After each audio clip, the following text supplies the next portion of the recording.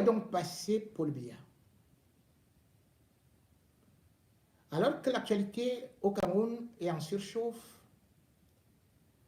et que depuis les ministres ne sont plus remplacés, meurent, que les scandales sont en surmultipliés, au moment où les hautes instructions ne sont plus respectées, ou plutôt sont contestées, on se demande véritablement où est donc passé Paul Biya, dont on a parlé de l'arbitrage sur l'affaire Fecafoot, ministère des Sports, avec l'acteur en arrière-plan, Ferdinand Ngongo, qui avait donné cet accord.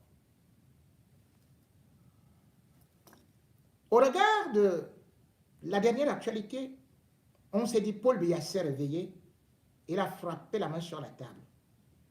Toute la presse internationale s'est extasiée que enfin le vieux lion a montré que c'est toujours lui qui dirige le Cameroun sur les manettes. Et la solution hybride semblait satisfaire à tout le monde. Sauf que il y a encore eu des rebondissements, puisque Cameroun Tribune, qui a confirmé cela, fait partie d'un média d'État qui généralement défend Biya et est considéré comme une sorte de bréviaire pour ceux qui lisent ce journal et qui sont proches du pouvoir. Grande surprise, la CRTV, qui ne couvre que les actualités de Marc Brice, n'a rien dit, ou plutôt a contredit, de façon en taclant un peu finement pour dire qu'en fait que ce n'étaient pas les instructions de Paul Biya. Qui a donc donné les hautes instructions? Où est donc Paul Biya?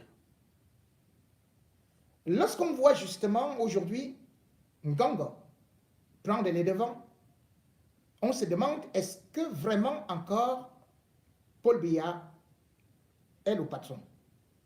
Et d'ailleurs, à cause de cette actualité,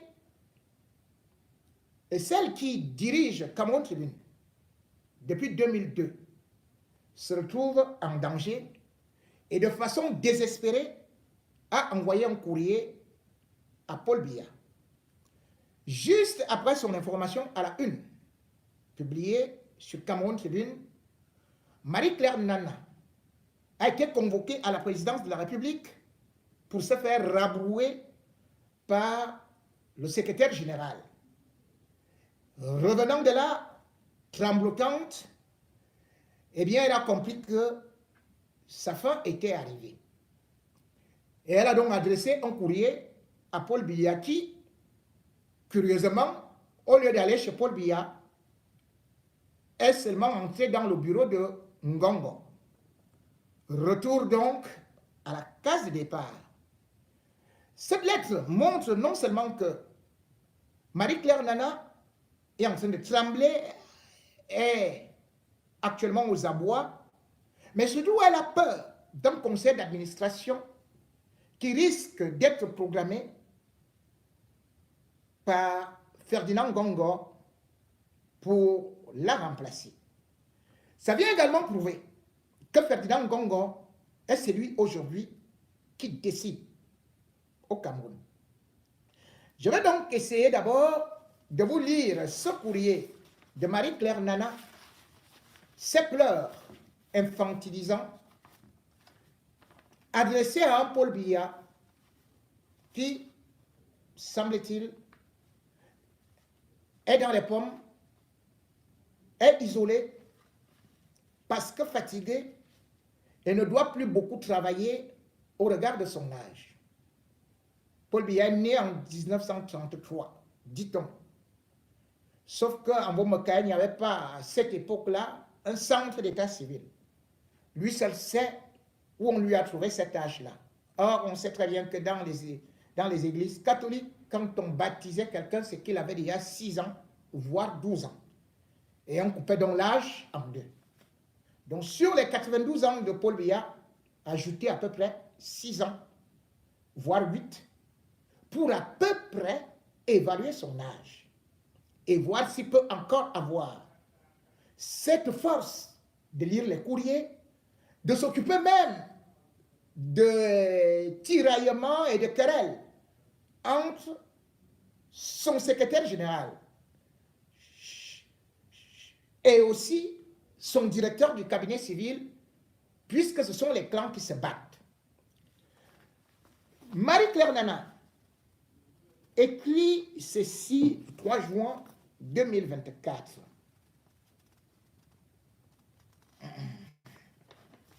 Je crois que c'est ça ou ce n'est pas ça. Je vais chercher. Je crois que c'est ici. Voilà.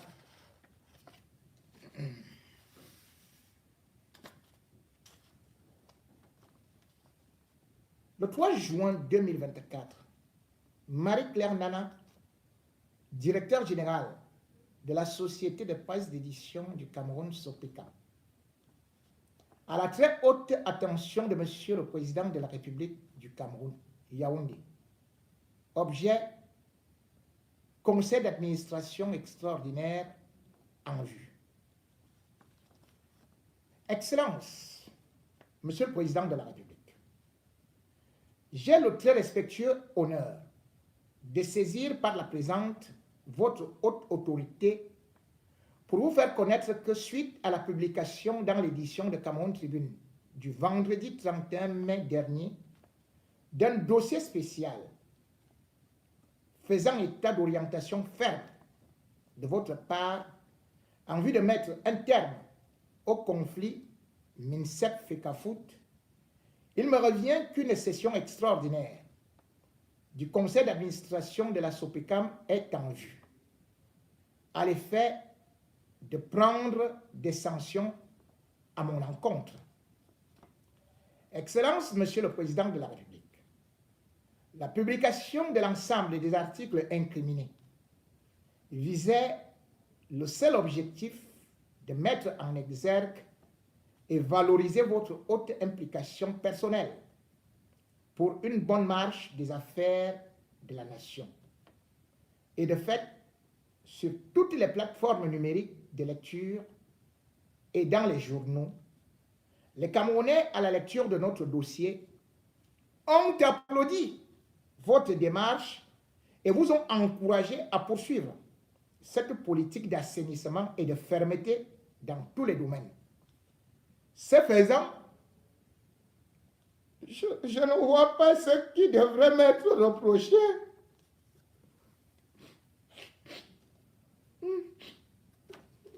M'en remettant à votre protection, je vous prie d'agréer, Excellence, Excellence, Monsieur le Président de la République,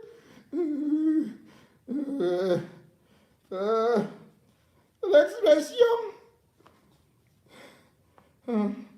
de ma très haute et très différente considération. Papa, c'est ta fille. C'est ta fille, oh, je suis morte, Marie-Claire Nana. On va me tuer, le cours. Je vais faire comment, il n'est pas fini ma maison. Ngongo. Qu'est-ce que j'ai fait, Dieu, à mon Dayolo? On a eu le match. Je vous en prie, j'étais en direct. Bref, c'est les pleurs que j'ai entendus qui venaient de là-bas. Donc, à notre grande sœur, Marie-Claire Nana, née en 1959, et d'ailleurs qui a été grande dans ce qu'on peut appeler, ce qu'on appelait encore les CJ, nous comprenons votre douleur. Surtout que la retraite, lorsqu'on est attaché là on broute, la chèvre n'aime plus partir, même rentrer à la maison. Sauf qu'à y durer, c'est là aussi où le serpent vient mordre la chèvre. Marie-Claire Nana est donc victime aujourd'hui de ce qu'on peut appeler l'affaire Eto. Puisque Eto est mis dans l'étau, il ne fallait donc pas publier un article qui peut dresser les poils à celui qui, depuis 2019, détient au cachet la signature, les hautes instructions du chef de l'État, bref, est président bis. Ganga a tout pris pour le pays et aujourd'hui peut défaire n'importe quel directeur.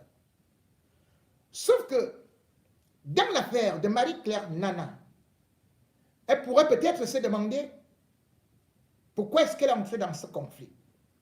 Ce conflit qui, en fait, lorsqu'on essaie de voir, les hautes instructions lui ont été répercutées par le directeur du cabinet civil, Samuel Vondayolo, devenu proche de Samuel Eto'o.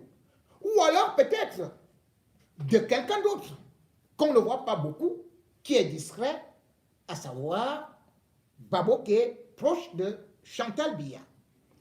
Les hautes instructions, selon Gongo, qui ont été donc répercutées par Mvondayolo, sont fausses, puisqu'il est le seul qui parle à l'oreille d'un président que personne ne sait où il se trouve, quand il se réveille, et qui plus a beaucoup peur de faire ne serait-ce qu'un faux pas contre Ngongo, qui aujourd'hui a beaucoup pris la République, que ce soit financièrement ou encore militairement.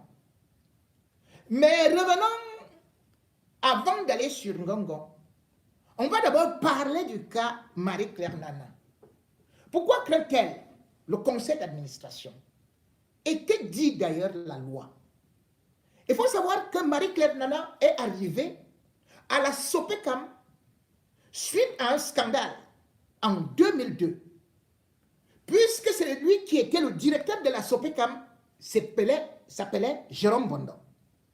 Il devait avoir des législatives. Et ces législatives n'avaient pas eu lieu parce que Jérôme Bondo n'avait pas réussi à faire imprimer les bulletins de vote. C'est à la suite de ça que justement, je crois que c'était à l'époque de Kungwedima, qui était ministre de l'administration territoriale, va rendre compte à Paul Biya, et Paul Biya, dans la fureur insupportable, va décider de limoger donc Jérôme Bondo. Et d'ailleurs, il ne va pas s'arrêter à Jérôme Bondo. Quand Paul Biya était encore actif, quand un ministre commettait des erreurs, comme on en voit aujourd'hui, il limogeait.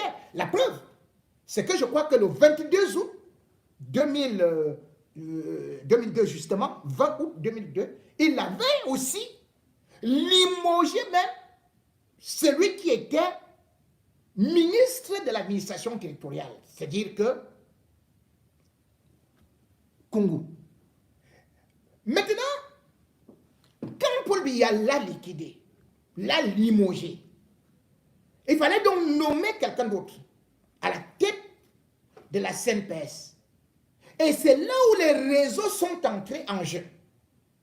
Marie-Claire Nana n'était pas la plus compétente. Certes, c'est une bonne journaliste, même comme elle ne l'est plus aujourd'hui. Elle est devenue juste une chanteuse de faribole, elle est dans le griotisme. Mais à cette époque, puisqu'elle est entrée à la Sopecam en 1984, elle n'était pas professionnellement celle qui devait prendre les rênes de la Sopecam. Mais elle va bénéficier de l'onction du palais. L'onction, c'est-à-dire les parents de Marie-Claire Nana qui... Voilà, les parents, je ne vais pas aller dans les profondeurs, c'était Belingue Boutou. Belingue Boutou était directeur du cabinet civil. Et aussi, elle avait un autre parent qu'on appelait Barbe Dure. Renaud, Barbe Dure. C'était le grand ami de Paul Biya, secrétaire général adjoint à la présidence de la République et en même temps conseiller de Paul Biya. C'était l'homme qui était là. C'est eux donc qui vont passer à travers des réseaux pour positionner Marie-Claire Nana comme directrice de la Sopecam. Mais est-ce que la Sopecam a donc eu des résultats? On ne peut pas dire oui. Puisque même quand Joseph Lay est nommé, lui également, président du conseil d'administration, on va quand même constater un certain nombre de choses qui ne fonctionnent pas et surtout beaucoup de détournements. Et il y a eu des centaines de millions, voire des milliards qui ont été détournés à la Sopecam. On ne peut donc pas dire que Marie-Claire Nana soit une sainte et qu'elle soit persécutée. C'est qu'elle a été protégée par ces gens-là parce qu'elle était avec eux. Comme on dit, on devient quelqu'un derrière quelqu'un. La preuve, c'est que on lui a donné beaucoup de moyens pour s'acheter une rotative qu'aucun pays d'Afrique n'avait. La rotative est arrivée en surfacturation, bien évidemment, mais quand cette rotative est arrivée, la maison qui devait accueillir la rotative, les travaux étaient en arrêt. Où était parti l'argent? Il y a eu des détournements. La rotative, elle était positionnée du côté de l'ancien aéroport, qui est devenu la base militaire. Elle est restée là-bas dans la poussière de telle sorte qu'on volait même des pièces de rechange. On a dû recommander. Donc bref, on passe à côté. Un conseil d'administration aurait suffi pour qu'on la limoge par rapport à ses impairs. Mais bien plus, on a constaté qu'elle était impliquée dans les affaires des assurances, où il y avait beaucoup de gombo, avec tout le personnel, des petites jongleries, de telle sorte que le conseil, le consupé, va arriver là-bas. Le consupé va arriver au niveau de la Sopecam. Ils vont s'installer, je crois, dans la salle de rédaction pendant 6 mois. Mais on va découvrir des choses pas possibles. Normalement, Marie-Claire Nana devrait être en prison depuis. Mais elle est restée là parce qu'elle était protégée. Je peux vous dire, par exemple, que quand le consupé arrive là-bas, on va constater, par exemple, que elle avait recruté, d'abord, sa spécialité, c'était les bons de carburant. Hein. C'est-à-dire qu'elle a pris 2 nièces. Et ces 2 nièces faisaient le trafic de carburant. C'est-à-dire que vous arrivez là-bas, et vous savez que le trafic des bons de carburant, c'est des centaines de millions. C'était ces 2 nièces. Une, Isabelle Fouda. L'autre, Nadia Bokono. Le consupé va faire un rapport vinaigré. Parce que d'abord, elle n'avait pas le niveau. Pour être à la fois directrice et chef de quoi ou quoi, la machin, et tout, elle n'avait pas le niveau par rapport à ceux qui étaient là-bas et qui étaient d'ailleurs des anciens.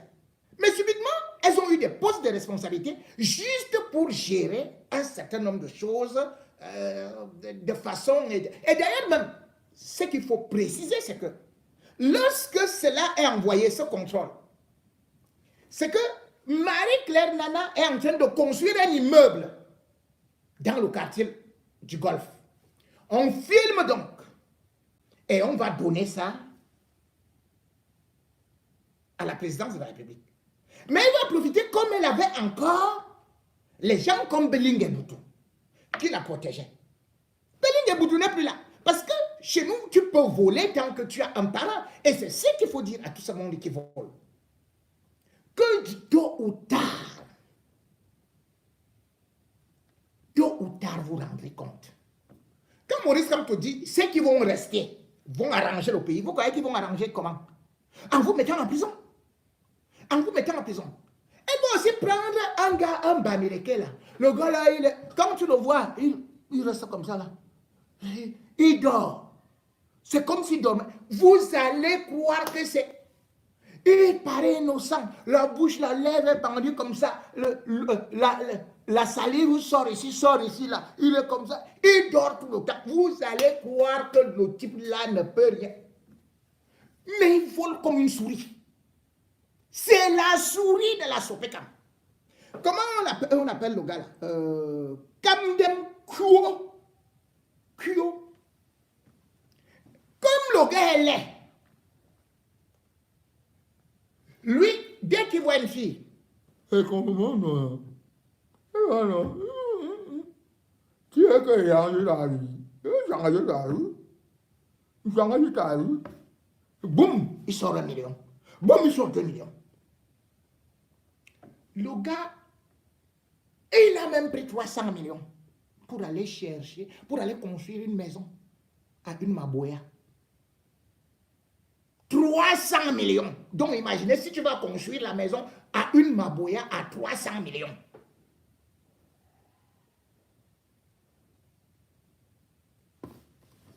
On a découvert dans ce rapport-là, on savait donc que, et d'ailleurs il avait aussi acheté la même Maboya qui venait là, la sopée comme la RAV4.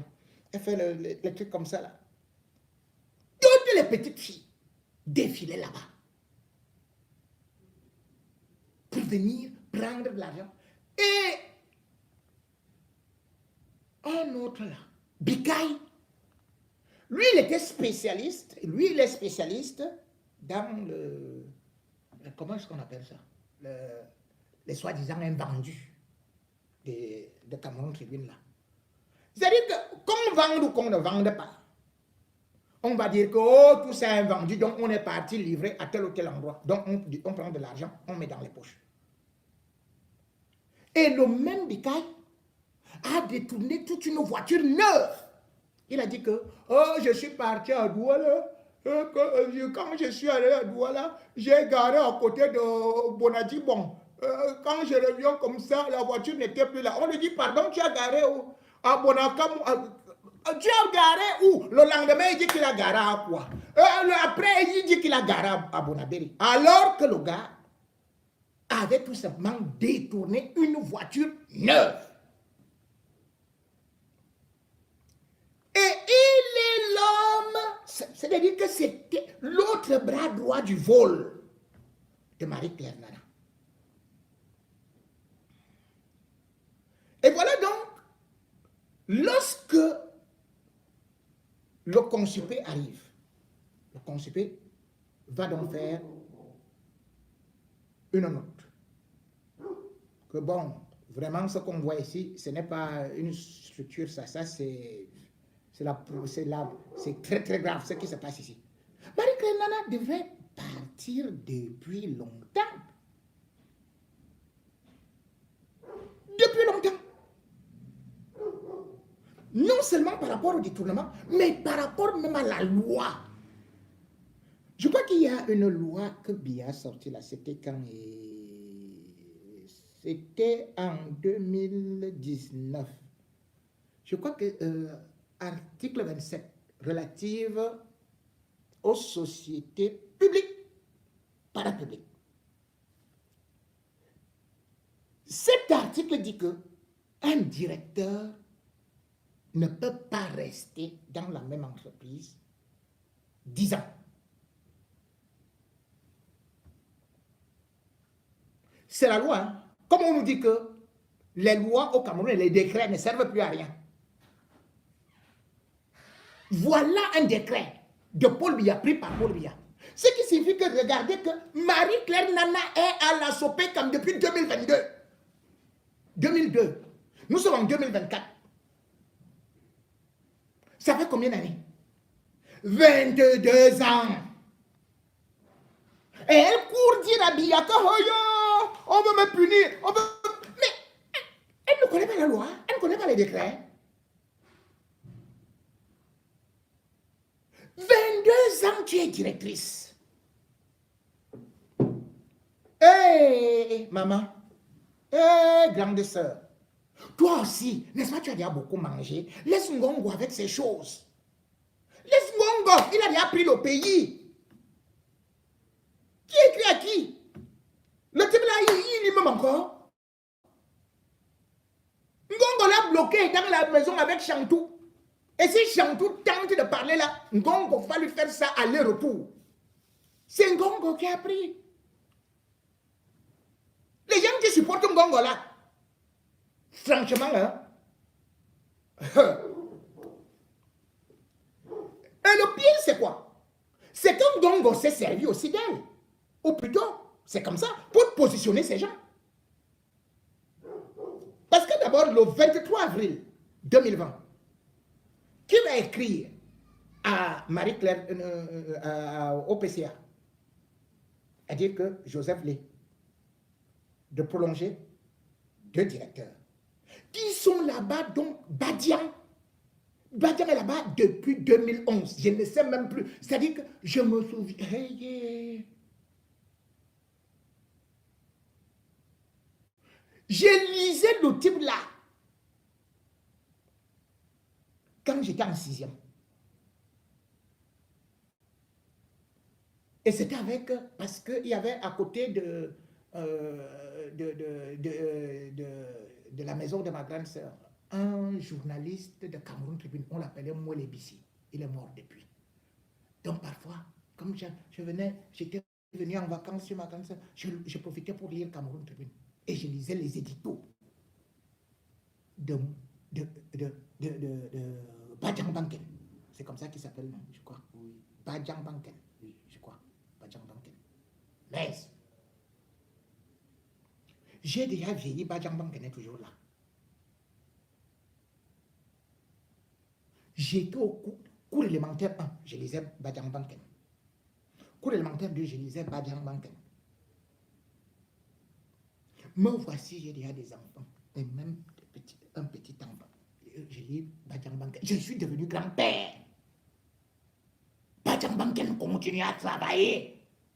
Et il a obtenu la prolongation. C'est grâce à Mondayolo qui a écrit à Joseph Lé pour le reconduire pour 2 ans.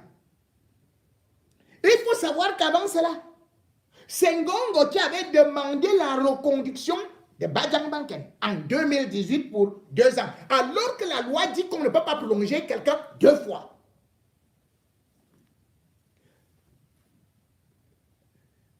Et ils sont 2. Angulo Ono.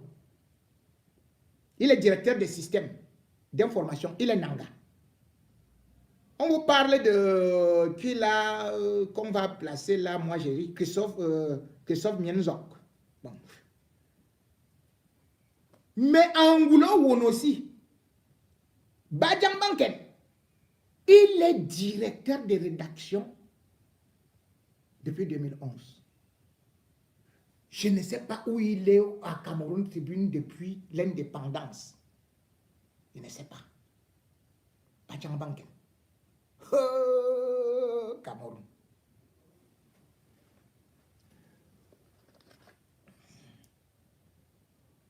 Aujourd'hui donc, lorsqu'on voit dans cette maison-là, Ngongo aujourd'hui veut enlever toute personne qui peut s'opposer à lui. Pourquoi? Parce que la prise de pouvoir, c'est quoi? C'est d'abord les médias. Il a déjà Charles Ndongo. Vous voyez comment il gère Charles Ndongo, non? Il doit avoir Cameroun Tribune. Donc la Sopecam. Et c'est pour cela que c'est lancé de trembler comme ça. Parce que dans ce cas, il a déjà bloqué Bia. Et Chantal qui ne peuvent plus parler. Pourquoi? Parce qu'il a d'abord Eran Moïse avec le BIR. Et il a pris l'aéroport. Enfin, le port. Le port. Non seulement il a placé qui? Saphir Sivi. C'est lui qui est le directeur général de Port-Sec. C'est son homme qui est là-bas, Cyrus Ngo. Et celui qui s'occupe de la sécurité, c'est l'autre Israélien, à qui, je crois, il a offert un marché de 38 milliards. C'est bien couvert. L'autre truc du territoire, l'autre enceinte du territoire, c'est quoi? C'est l'aéroport. Et comment est-ce qu'il fait pour contrôler non seulement l'aéroport, mais surtout contrôler Camerco? Depuis que Ngongo est là, Biya a tout perdu, tous ses postes clés. Il a étranglé Biya. Je dis bien que Biya aujourd'hui n'a plus les mains pour signer quoi que ce soit. Parce que prenez seulement le cas de Camerco. Je vous prends le cas de Camerco là. Quand on crée Camerco, c'est un Hollandais qu'on avait mis là-bas. Mais c'est Biya qui le nom. Mais tellement Chantal donne des pouvoirs à Ngongo que 9 mois après, Ngongo lui dit « Ah non, non, moi je ne veux pas de ce blanc-là. » Et tout et tout. Il faut que je... Non, non, il faut quelque chose de très très bon et tout et tout et tout. Il va le licencier. Il limoge donc, comment on l'appelait? Van Elke Matich Boersien. Nous sommes en 2013. Hein. Et après, il prend un pion. Mboto. Il le place là-bas. Mbote Dima. Il dit, c'est maintenant toi qui...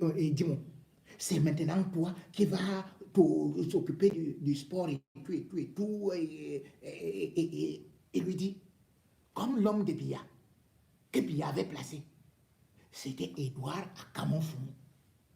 Il était le PCA. Ngongo nomme donc le directeur. Le directeur va donc s'opposer à Akamonfoumou. Jusqu'à ce que Akamonfoumou, qui croyait qu'il avait encore... Lui-même, il écrit les lettres à Biya. Les lettres sont détournées par Ngongo, puisque les lettres, quand vous envoyez la lettre à Biya, ça passe par le secrétariat général. Sauf si vous avez la chance de remettre, peut-être à Mondayolo, lui aussi, il vous demande, il vous pose des conditions, et comme vous ne voyez même pas Biya. Parce qu'actuellement, Biya, pour le voir, on dit que son air, on ne veut pas les gens qui ont les microbes. On va vous dire que non, il se repose. On va dire que ceci et cela. Il est devenu comme Michael Jackson. D'ailleurs, vous voyez comment lui-même il marche là. Donc, c'est devenu compliqué.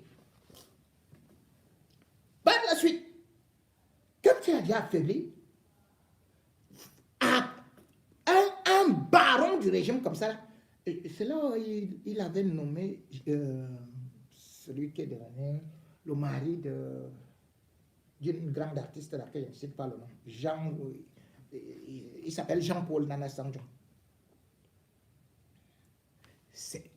Et lui, il vient avec lui pour le plan de redressement, soi-disant, de Camerco.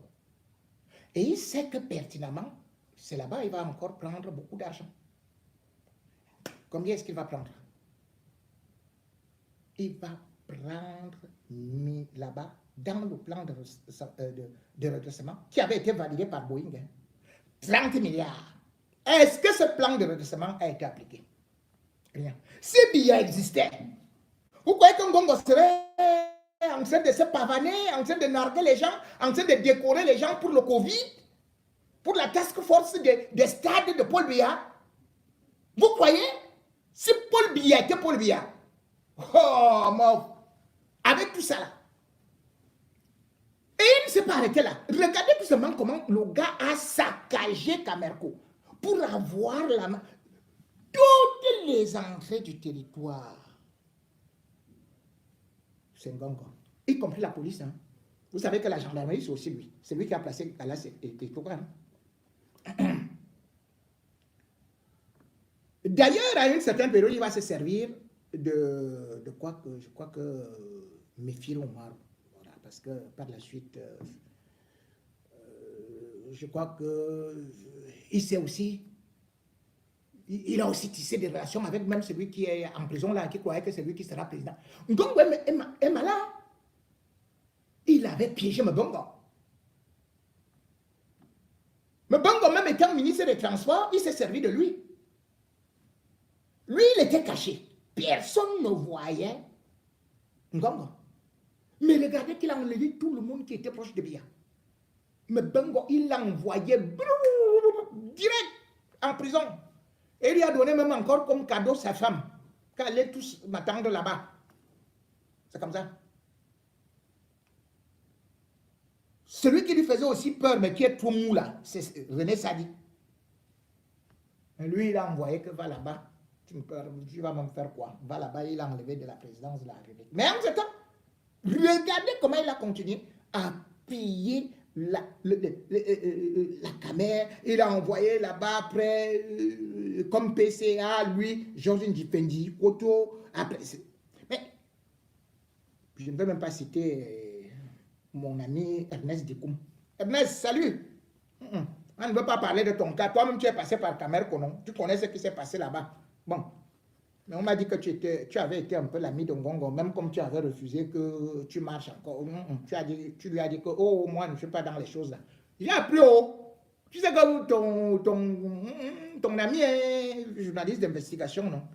Donc, moi, on ne parle pas d'abord de ça. Mais tu t'es bien comporté. Tu n'as pas endossé ça là-bas. Regardez donc toutes les entreprises que Ngongo a eu à récupérer. Par exemple, la Sonara. Vous savez comment est-ce qu'il a fait? Il savait que là-bas, Paul Biya disait, je ne peux pas perdre la Sonara, je ne peux pas perdre la Sonara, mais Ngongo était là calme. Et hop, le 31 mai 2019, vous avez entendu qu'il y a eu explosion de la Sonara, non? Parce que il voulait détruire la Sonara afin de faire sauter Talba Mala. Talba Mala a sauté. Et il est parti calmement maintenant placer quelqu'un qui est pour lui, qui était doux pour lui. Voilà, Simon Djonou. Simon Djonou. Et regardez que les gars, ils recrutent partout, hein, dans toutes les tribus. Hein. Donc, toutes les sociétés importantes sont entre les mains de Ngongo actuellement. Sonatrel, entre les mains de Ngongo. Le DG ARMP, c'est Ngongo. Camwater, c'est Ngongo. Et comme il disait, Sonara, c'est Ngongo. Tout ce qui est important actuellement, c'est entre les mains de Ngongo, qui a aussi organisé depuis que l'État du Cameroun existe. On n'a jamais vu sous le règne d'un secrétaire général autant de crises. Boko Haram, les armes, pop. Vous croyez que vous êtes encore sur Boko Haram? Allez, crise anglophone. Les gens veulent même un peu calmer que nous cherchons à faire que ceci et cela. On va résoudre ça. Ngongo dit non, il ne faut pas résoudre, il faut faire seulement la guerre. Il envoie ces gens et tout. Avec les Atanganji, hein. Ils sont là et ne blaguent pas. Et aujourd'hui, parce que Biya est dans... comment est-ce que je peux dire? Il est dans la position de... je peux dire qui? Robert Mugabe. Robert Mugabe avait un vice-président qui était puissant. Mais sauf que ce vice-président avait aussi une certaine popularité et avait réussi à tisser le réseau.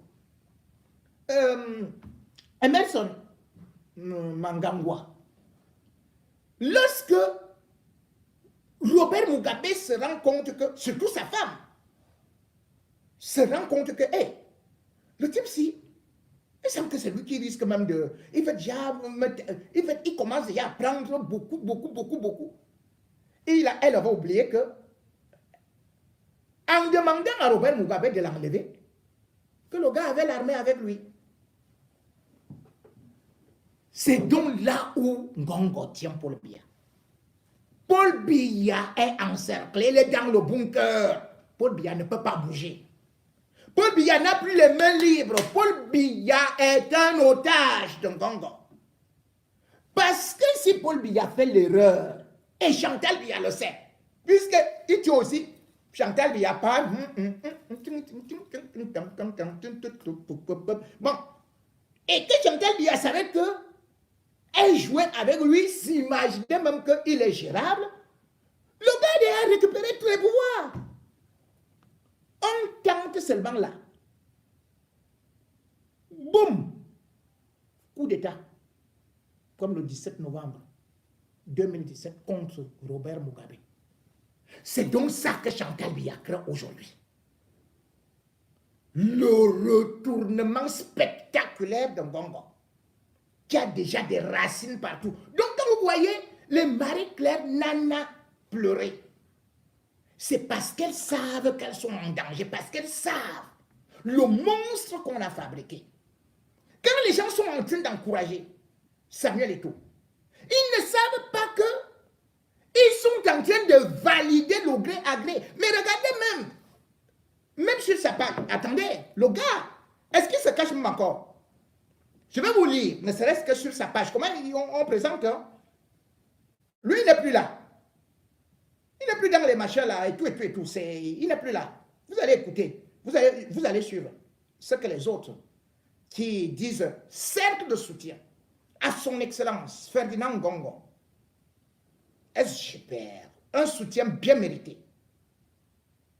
Nous avons à notre portée des gadgets, suivez-moi, à l'effigie du CS SGPR, c'est-à-dire cercle de soutien. CS veut dire cercle de soutien. Et écoutez bien, ils ne disent pas en Ngongo. Ils disent à son excellence Ferdinand Ngongo.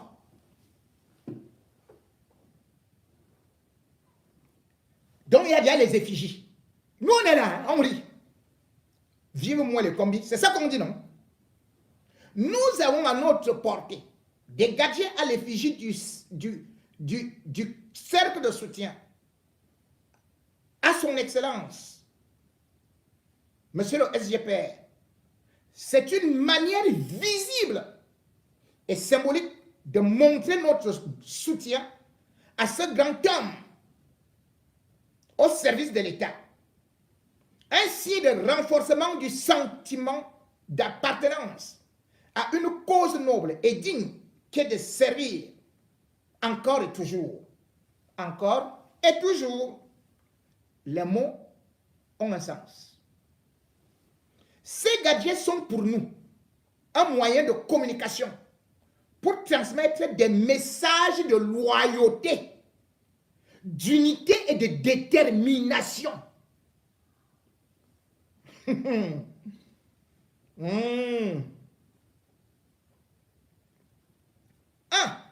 Choix du message.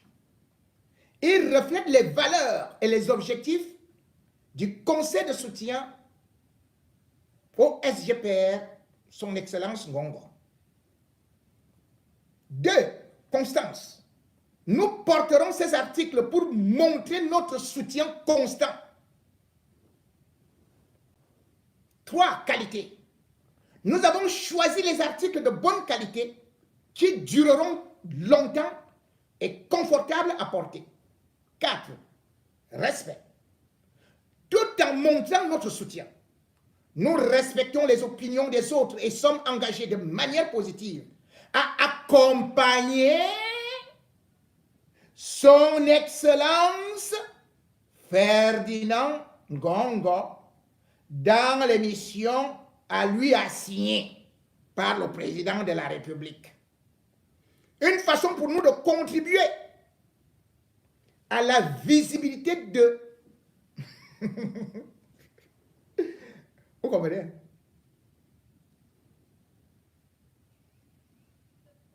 Le CSSGPR participe activement à la diffusion de ses idées. Donc, il a déjà les idées, il a une idéologie. Les idées, c'est... Donc, il a un parti politique. Bon, on y va. Ce n'est plus les idées de Paul Biya, ce sont ses idées.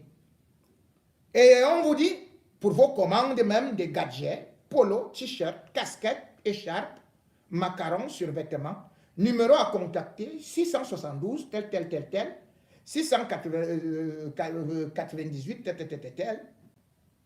Et puis, vous pouvez aussi contacter Cédar Théophane Bouli, délai de livraison 24 heures. Un article acheté, c'est un engagement de plus pour notre soutien au ministre d'État, secrétaire général de la présidence de la République, son Excellence Ngongo. La page, faut-il le rappeler, a été créée le 16 décembre 2023 et compte déjà plusieurs des dizaines de milliers de personnes. Et on le présente donc. Voici donc, mesdames, mesdemoiselles et messieurs, votre futur chef d'État avec moi, les combis, son premier ministre. Ah oui, on applaudit. Son Excellence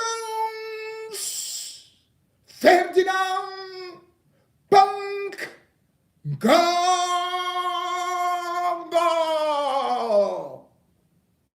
Hey! Mon exil va finir ici. Hein. J'ai fini. Un homme au destin prodigieux.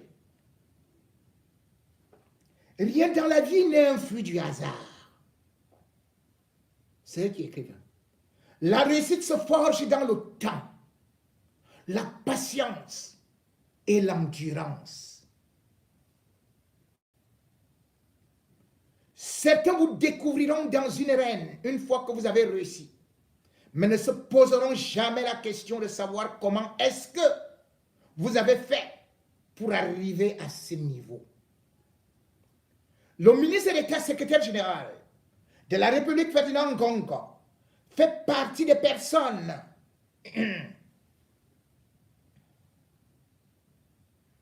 qui ont atteint le sommet. Et encore quoi? Ils vous disent non. Il a atteint le sommet. Et encore quoi? Grâce à leur travail. Après un bref passage au cabinet civil de la présidence de la République, 1997, il a envoyé auprès des Nations Unies par le chef de l'État, son Excellence Paul Biya, en 2002.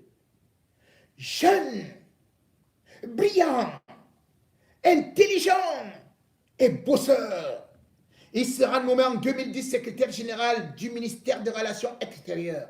Et contre toute attente, le chef de l'État décide de faire de lui, le 9 décembre 2011, secrétaire général de la présidence de la République. Flatté et séduit par le dynamisme de ce collaborateur à diligenter les dossiers sensibles, il fait de lui en 2019 ministre d'État avec délégation des signatures. Ce que nous pouvons remarquer est que le président de la République a longtemps observé ce digne fils de Minta. Il a déjoué les pronostics. Ce n'est pas Franck Biya. Hein? Là où vous étiez là avec les franquistes. Ngongo a déjoué les pronostics. Voilà. Des personnes malveillantes et mal intentionnées, fatiguées d'attendre sa chute, sont passées à la vitesse supérieure, le jeter en pâture, ternir son image en longueur de journée, oubliant qu'il ne fait qu'obéir à son destin. Et que nul ne peut empêcher son accomplissement, y compris lui-même. Mesdames et messieurs, vous êtes en train de préparer 2025.